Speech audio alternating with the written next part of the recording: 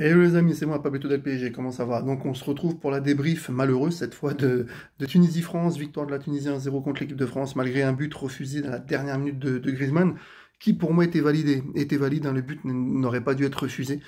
Il était très clairement hors jeu au départ de l'action, mais après, à partir du moment où le centre de Tchouaméni est dévié par la tête d'un Tunisien, il le remet complètement en jeu et il égalise. Donc bon, je trouve que c'est lamentable ce but refusé à Griezmann qui aurait dû être validé. Mais bon, c'est pas grave, nous on est qualifiés, la Tunisie est éliminée, et donc leur victoire ne sert strictement à rien.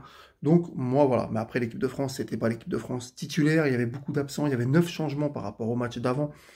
Donc ce qui veut dire que c'est quand même l'équipe de France C, même pas B qui a joué, parce que quand tu vois le niveau de Verretou, de Gendouzi, de Disasi, de Kamavinga, franchement ils ont été dégueulasses quoi. Ils ont été dégueulasses, c'est même pas le niveau de l'équipe de France quoi. Au bout d'un moment, faut arrêter.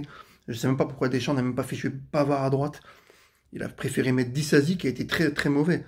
Et après, on a vu avec les rentrées de Griezmann, de Mbappé, de Dembélé, de Rabiot, ça a été mieux. Mais waouh, voilà, l'équipe de France, on est qualifié pour les huitièmes, heureusement. Heureusement, parce que ça aurait pu être une mauvaise blague d'être éliminé le premier tour. Moi, l'homme du match, hein, je vais vous le dire, côté bleu, pour moi, j'ai kiffé, surkiffé le match de Konaté.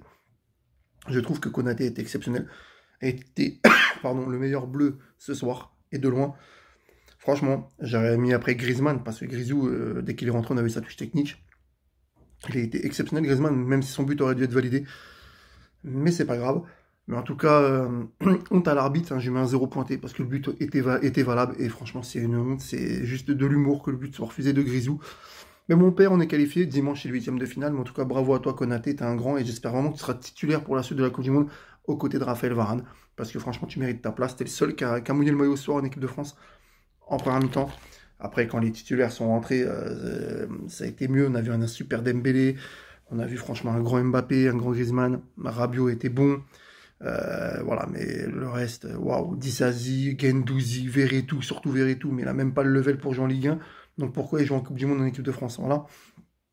Coman m'a déçu aussi, Kingsley Coman m'a déçu. Kolo Muani a fait une bonne première mi-temps, c'est le seul devant qui a quand même qui a mouillé le maillot devant aussi, hein, Kolo Muani et Konaté ont fait une super première mi-temps. Mais voilà, on perd 1-0, c'est la première défaite de l'histoire de l'équipe de France contre la Tunisie, mais on est qualifié.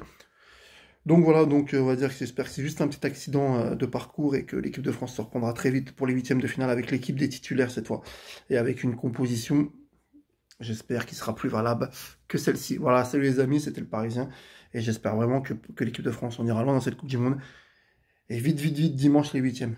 Allez, salut les amis.